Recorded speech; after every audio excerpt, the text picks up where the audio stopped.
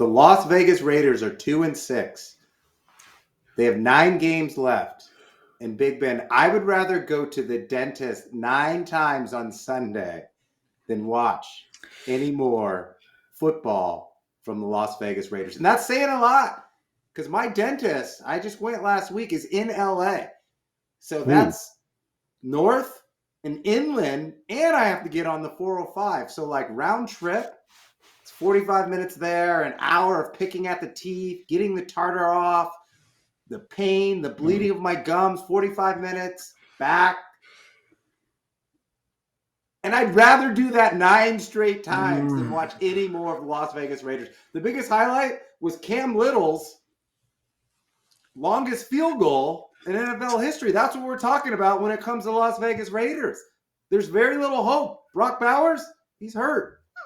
Gino, You're saying they should have imposed a rule 68-yarder plus, the game just ends there, goes to the Jaguars? Probably appropriate in that matter. What is wrong? We're at the midway point. Why can't we figure it out? If we're the Raiders, who's calling the shots, really? Like, is Chip undermining Pete because he knows Pete can only live a few more years, so he might have the head coaching job when he's gone? Is Gino just have enough talent? It's a personnel thing. You might be right. Good coordinator, bad personnel doesn't override. There's only so much you can do. Yeah. They do throw it to Brock Bowers almost every time, or it's Genty out of the backfield or a Genty screen. I don't know what else they can do. Throw to what? Thornton? Well, Michael Mayer? Well, they're doing that just to temper the interceptions. They're like, let's not give the ball away. Gino can't throw the ball more than 10 yards down the field. So that leaves you 2 options.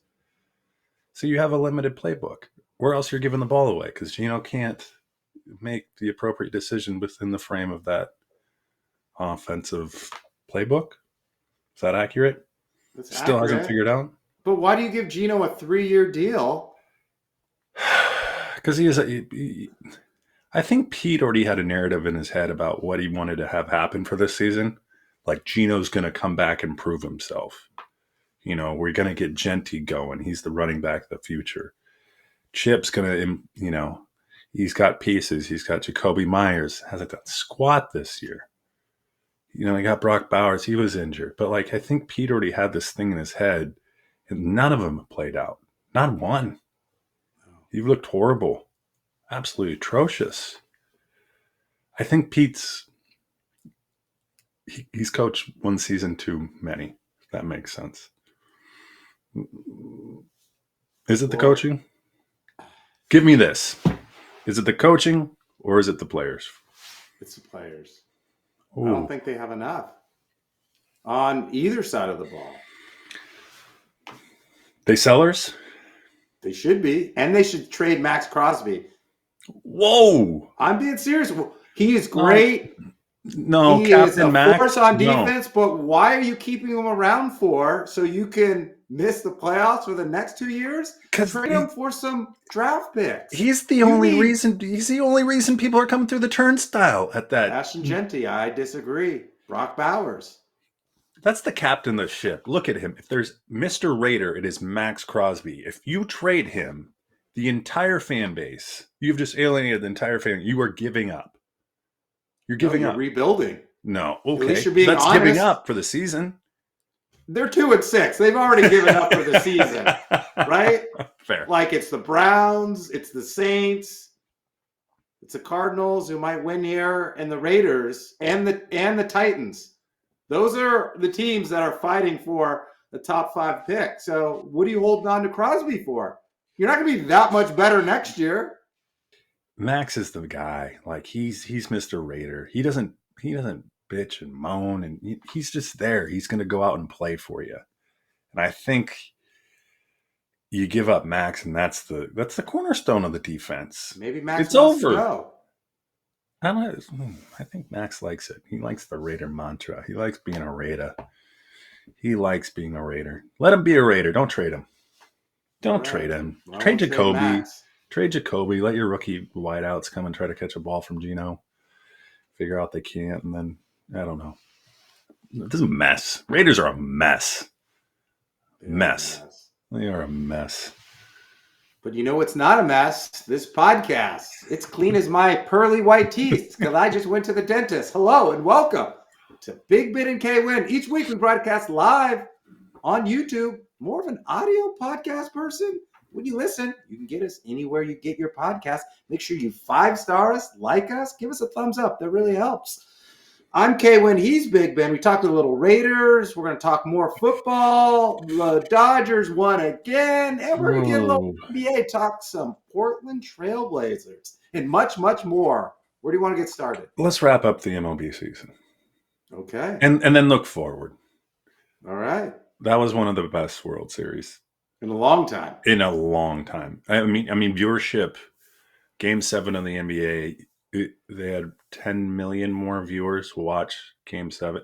And you got your entire country, you got an entire country watching. And then you have the equivalent to the same population of that entire country in LA watching the game too. So it's tough to compare when you have the Indiana Pacers competing and they got like 500,000 people in that city. So that said, they did deliver in every way. The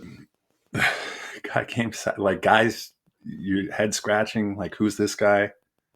Mr. Rojas. And then Will Smith, not the rapper, not Fresh Prince, but Will Smith, the catcher, comes out with a huge home run. I don't know. I one of the better series, one of the better playoffs. I mean, as a Mariners fan, honestly. Better playoffs, better World Series. Like, this is what you wanted. You got Canada, and then you got the LA market, and then you got all these foreign players. You bring in Asia Pacific. You got the best players in the game. It goes to Game 7, and it goes extras. It delivered. It was great.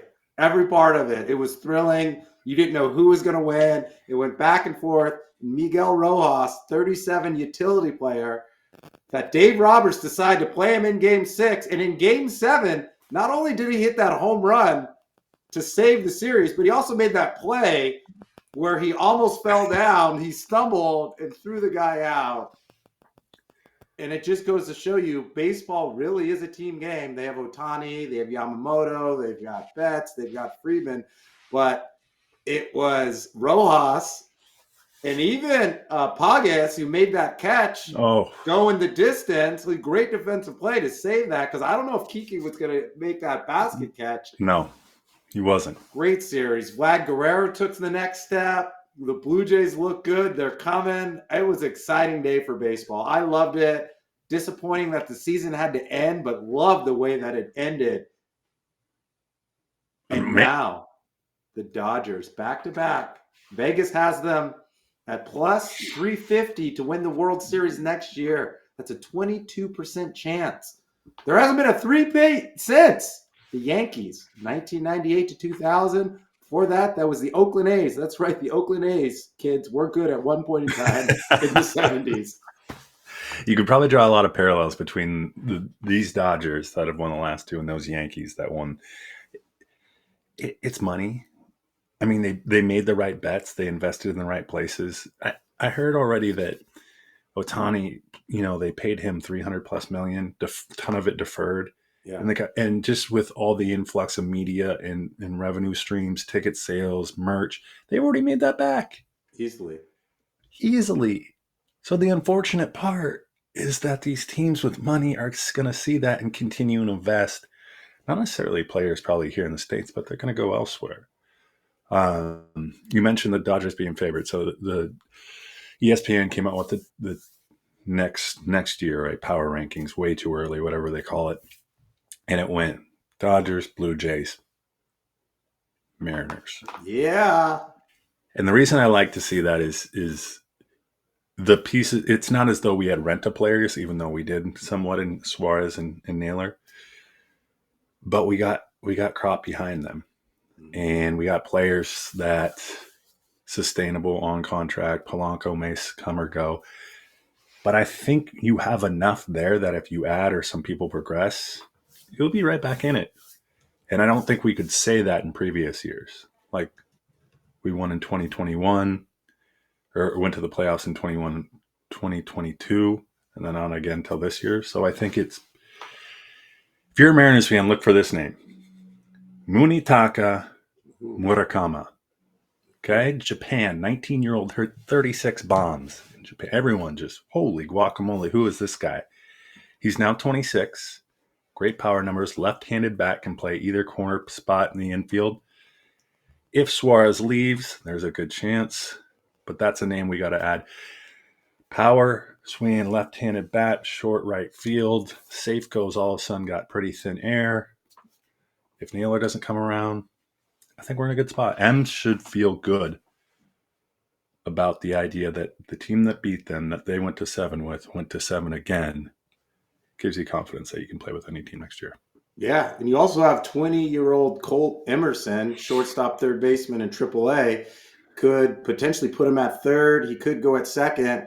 2-3 years out, he could be a stud. You got Kate Anderson from LSU, a pitcher. You might be able to trade one of your other pitchers to get something else. So I think the M's are in a good spot to win the AL West next year and to potentially take that next step now that they have the experience. Our whole thing is they hadn't been there. Yeah. And now they've been there and they know what it takes. And then I think the Dodgers rely on that a lot because when their back's against the wall, they stay calm. They know they win. You said it. Like, once you know you can do something, it becomes that much easier. Like, once you know you can run 3 miles, you can eat a chili dog and have a Coca-Cola and licorice, and you can still do it because mentally you know you've done it before. Exactly. And adding pieces, I'm sure that's what they'll look at in the offseason too.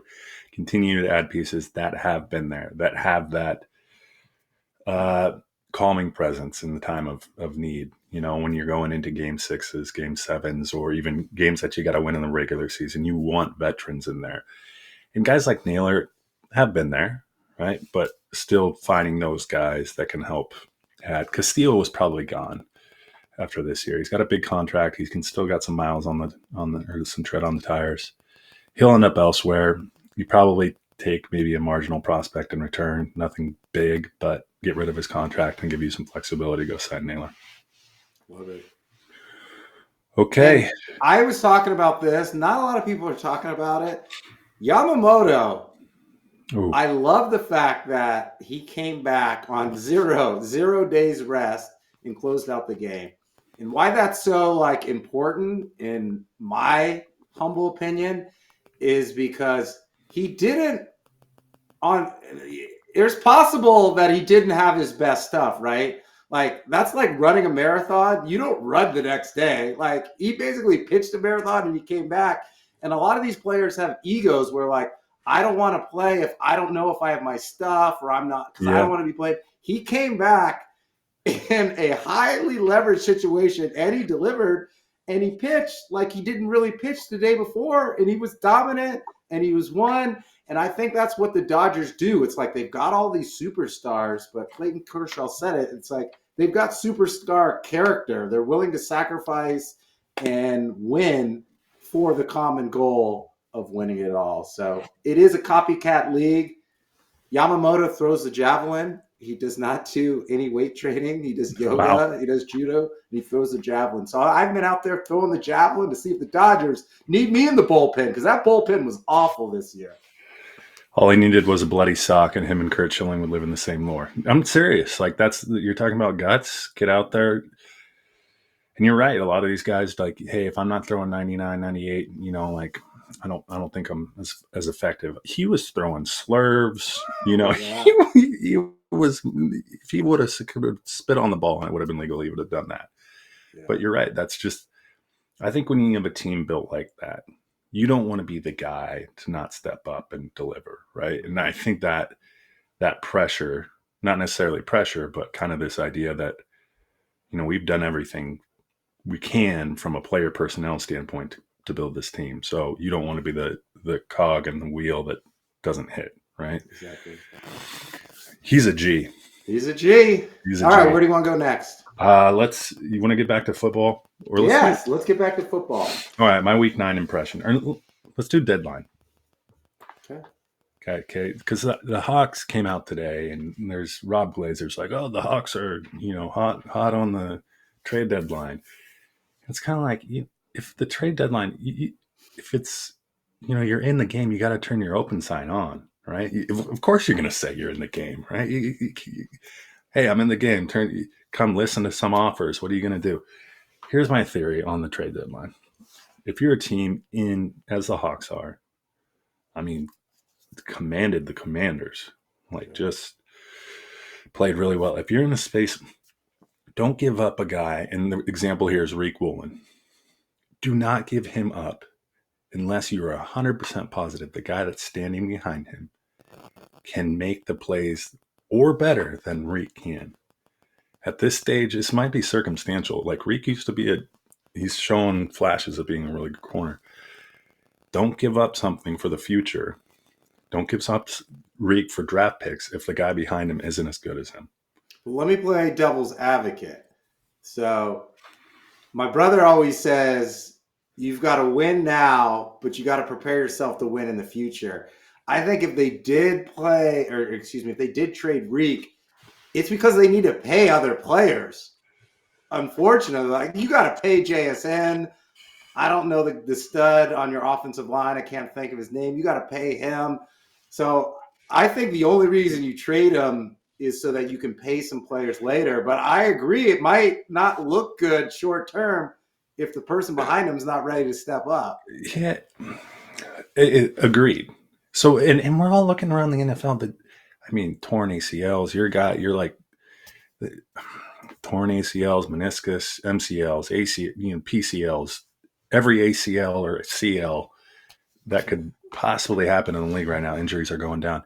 So my point is you got that, depth is going to win out this year. Oh yeah. It's not going to be Reek. It's going to be the guy two behind him stepping into a role where he has to win a game or go up against the number 2 wide receiver and somehow shut him down. So you say win now, right? You got to do both. You got to do both. But your draft pick, you're giving up some maybe you're giving up some money, but Reek's also not playing well. So, let him have obviously the deadline's coming. But if you're not going to get something that you can turn in and capitalize on in terms of second, third round draft picks, right? If you don't know those are going to, and you don't give them up at this point because depth around the league, I think, is going to win out this year just with the amount of injuries going down. I could be wrong. You could see him trade for 3 draft picks to the Raiders, but I don't know. I want John Schneider to look outside of his office and look over into Jerry Dipoto's office and take his playbook. Win now. Let's go for it. The time is here. And I want them to get Chris Olave from the Saints. Cooper's got a hammy injury. He's got a history of injuries. Horton's good. But if you have Olave and JSN and Horton, and you've got Darnold playing at an MVP level, you got a Mike McDonald defense, I don't know who you're going to give up. I don't know what you're going to give up. But I don't care. I think the Hawks need to go all in. Your best defense of a good offense. And with what happened to the Niners this past weekend with just more injuries, that window you're right? And now you have one less horse in the race, preferably in the Niners, just because they're so banged up. The question is your move going to take you past the Rams? Yeah. Right? Olave's a good piece. He is a good piece. But who do you give up in return for it? He's going to be a 5th-year deal, 5th-year rookie contract next year. Cooper's there. I don't know, but all I do know is the Super Bowl is wide open. It is. And right now, I think the 2 best teams in the NFC are in the NFC West. I go Rams, I go Seahawks, I go Rams slight edge because they got Puka, they got Devontae. I was looking, Devontae's 4th in the NFL with 8 touchdowns. Yep. And he's just starting to click with Stafford. They've got 2 running backs. They've got some tight ends. I've said it before, they got elite defense. I think the Seahawks are really close. They're really close, but you got to go for it. Yeah, the Chiefs aren't as good as they used to be. The Lions aren't as dominant as they used to be. They were number 2 in the NFL or number 1 in offense, depending on how you looked at the numbers. They're middle of the pack this year. Yeah, that's the Packers just lost to who? The Panthers? That's the Ben Johnson effect. You're right. It is wide open. The thing about that, though, everyone's buyers now. You get that? Like everyone's buyers except for the 4 teams you listed. So the competition for a free agent or excuse me, someone like Chris Olave, like the Saints aren't selling with probably out a first round pick. Oh yeah. Right? So do you want to where do you want to go with that? Like is Chris Olave going to get you over that hump? And you invested a lot in the offseason with Cooper Cup and Horton's looked great. Horton who? I don't know if Olave does it, and it's probably too much. Like, there's too many buyers out there. Everyone's sign is open. Like, everyone's come on in. Like Everyone's sign's open. But if you look at the NFC, the Niners aren't going to trade for Olave. No. The Rams won't. The Eagles won't. The Lions won't. The Packers won't. I don't think the Chiefs will. The Bills, maybe. He would be nasty on the Bills. Yeah, he would. The thing is, I still think that from personnel standpoint on offense, the Lions still have the best. I mean, you got Laporta, you got Williams, you got everyone. I think that Ben Johnson but they're not running the ball consistently like they did last year. I know. They're still figuring out. Like he's still being like. I imagine those players are coming into him being like, "Yo, I remember the playbook. Here, let's write it down, and you're going to run these plays." Because I think they're trying too hard to utilize all their pieces. The Packers losing the Panthers is just odd. There's so much parity that, again, everyone's buyers. Everyone's having the same conversation. Trade deadline. Let's go. Let's get some pieces. The Bears are talking about getting pieces. Yeah. And if they weren't playing a defense that couldn't beat or hold an SEC team under 30 points, like they wouldn't have won that game. Like it's the only reason the Bears won is because they played a defense that's worse than their defense. The Bengals have given up. I wrote it down because I wanted to make sure I can find it. The Bengals 2 weeks ago scored 38 and lost. And this past week they scored 42 and lost. That is unbelievable. That is unheard of. And that's injuries, right? That's just injuries. Guys out there that probably shouldn't be. Practice squad guys getting called up. Like depth's going to come into play like this year. And it's again, you look at the injury updates and Tucker Kraft is out. Jaden Daniels is now out. Like it's just an immense amount of people, and all the more reason for people to go buy, right? I need more players on my team that can go out and compete at a high level. We don't have those right now. So I think the beneficiaries of this long term aren't going to be necessarily the Hawks. It's going to be the Saints. It's going to be the Titans who are going to give up pieces and get probably far better return than they ever would over any season. Just for that reason you just said, there's no clear winner right now, lead horse in the race. So buyers galore. Sellers market. Williams went out for the Niners. Another defensive star for the Niners go out. They've got to make a move. I think the Niners will still get to the wild card. Call me crazy, but they're good enough.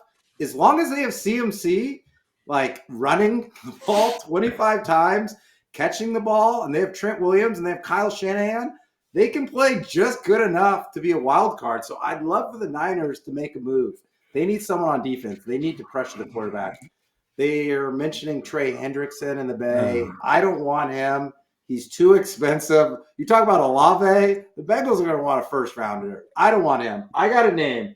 Darrell Taylor from the Texans. You might know him. Yep. 28-year-old, had double-digit sacks for the Seahawks in 2022. I think he won't be that expensive. I think he could fit into the scheme of Robert Saleh. I think the Niners are going to rest Purdy because turf toe is an injury that you're not going to be healthy. I think they're just going to try to get the wild card and hopefully get a little lucky along the way. How many times? So I think the Hawks have the Cardinals next and then the Rams, I want to say. Like we're getting down to like just the NFC West, who the last person standing. Like you want to go 2-1 against the last 3 games or 3-0 if you can. But we'll see if that happens. The one thing I do have to do after this weekend is applaud Matt Stafford. Oh yeah. Like the guy is just you wonder if here's my question, you put Matt Stafford in Foxborough during all those times with Belichick? Does he win just as much as Brady? Probably. You put him in Green Bay, he might be better than Rodgers did in Green Bay. I mean, the guy, he just still slings it. I mean, he's the epitome of a drop back passer. Just give him some time and he'll find a way. And Devontae's the perfect pairing with him. Like, especially, I mean, I think he had 3 TDs and like 40 yards, like red zone, like just draw it up. Just like, here's what we're doing. Where's Devontae? Exactly. Yes, exactly. Boom. Oof, he's out there. And then you still got Kyron Williams. Higbee's back. He got a touchdown. Yeah, Blake Corum too. Exactly. I mean, they're dangerous. And then Puka's back too and healthy, just doing Puka things. So great defense. All they need really is maybe some help on the offensive line. Like you got to just give Stafford enough time to throw. So if their offensive line's okay, maybe they go and get another offensive lineman, but I don't think it's going to cost them very much. We're just talking about all these other teams holding these other players hostage for first-round picks. I think they can go get out an offensive lineman. There's a guy in the Raiders, Jackson Powers Johnson. Go get him. Help him. Get him out of that jail. Okay, so we got a big week next weekend because we got it's all division games, right? Yeah, Arizona at Seattle, and then Los Angeles, the Rams at San Fran. So that's a big one. That kind of level sets you. Thankfully, Seattle's got obviously the Cardinals with depth, and then the following week you flip it, right? Seattle's at Los Angeles and San Fran at Arizona. So these next 2 weeks are going to be telling.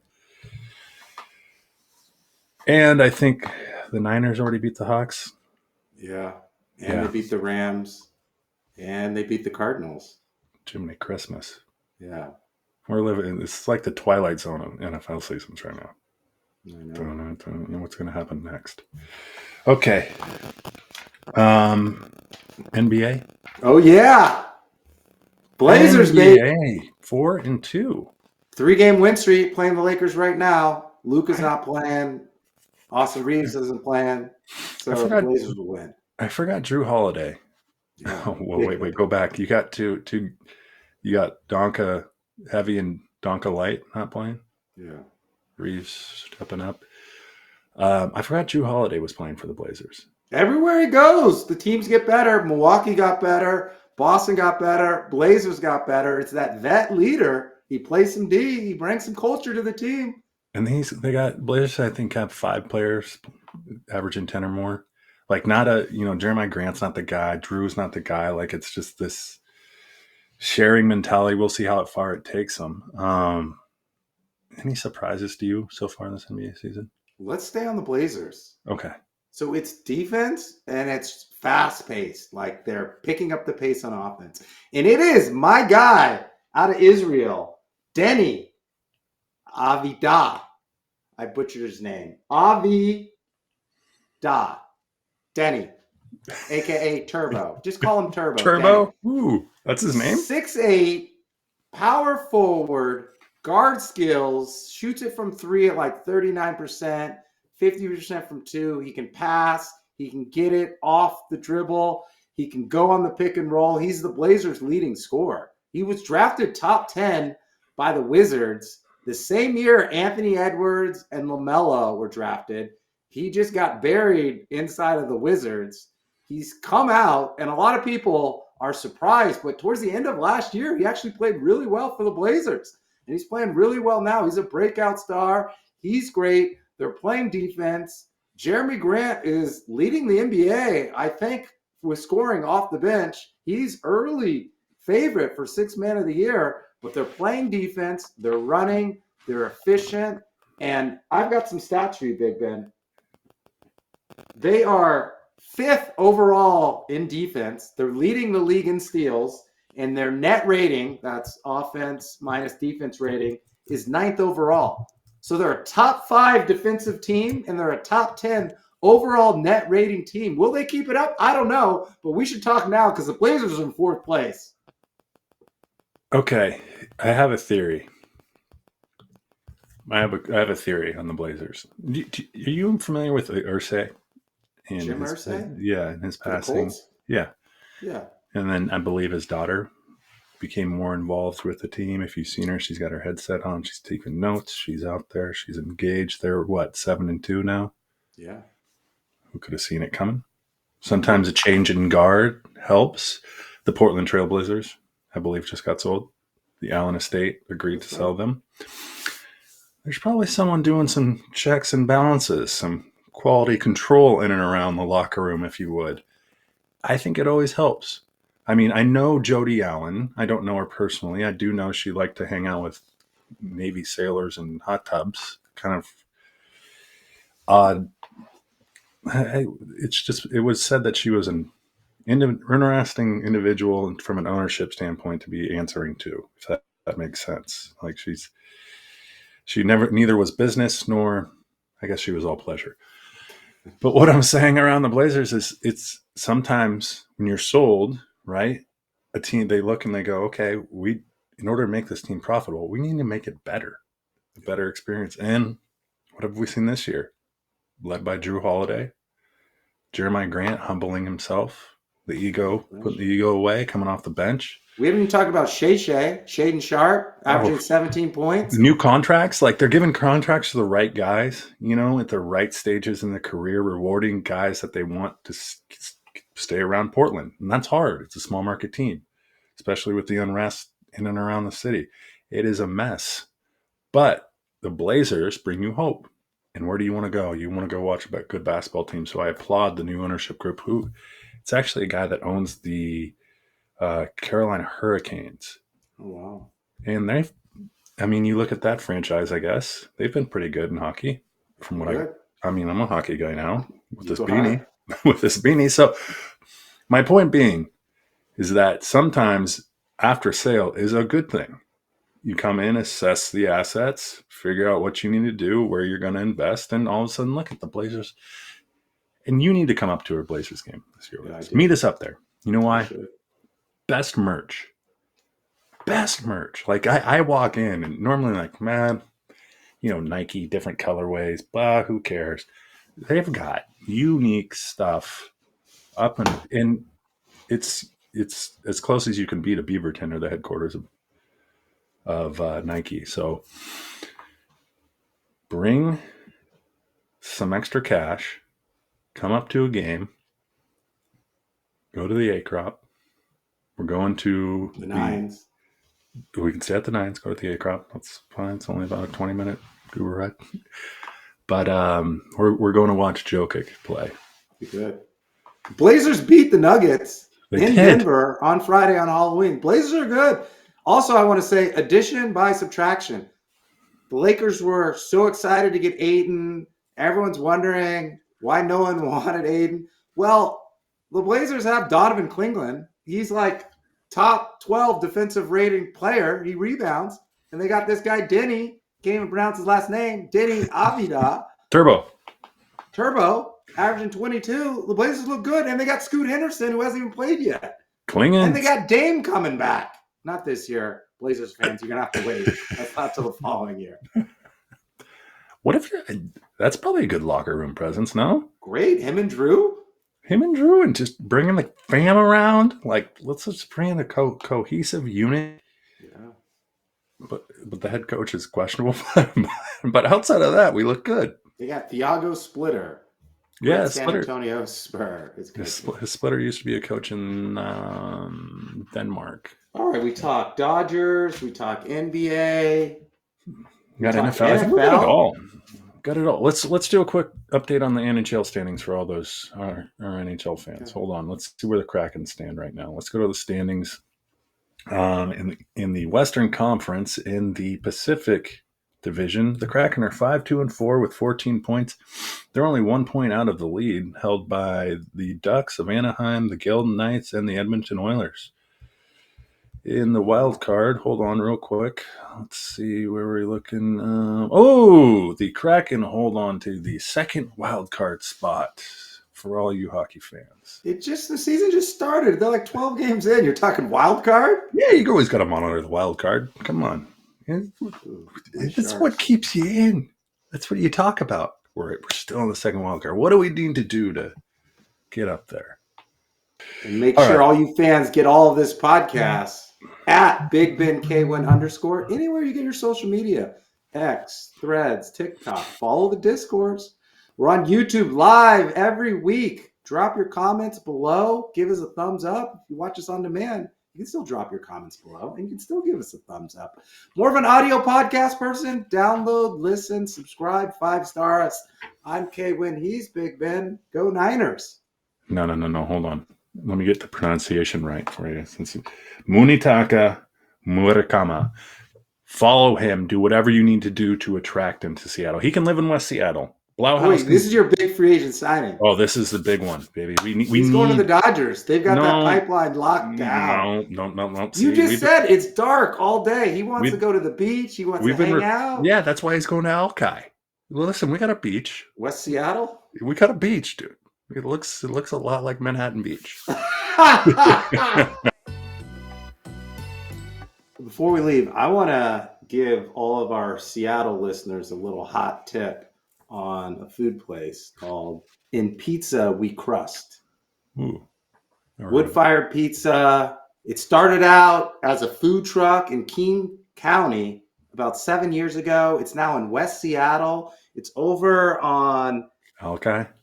No, it's in Admiral Junction on California Street. They do 10-inch pies. They do 14-inch pies. They even got a pie named after you. What? It's called I'm Boring. But here's my question. It's in West Seattle. I don't understand this. You're going to have to break this down. Yeah. You've got Seattle. North of Seattle, bear with me, is Queen Anne. And then you've got Ballard. And then west of Seattle's the water. So why is West Seattle really south? All right. Let me educate you because I just went on the underground tour about Seattle and how it came about. So the underground tour takes you around like how literally going back to the 1850s and like how settlers made decisions and so forth. They first landed in West Seattle. So West Seattle is actually Alki Point. So if you went to south just past Soto and went directly west, you'd run into Alki Point. But there's one bridge that leads into West Seattle. So West Seattle is probably population maybe 80,000 people, maybe a little less. It's dense. It's got Alki Beach. It's beautiful.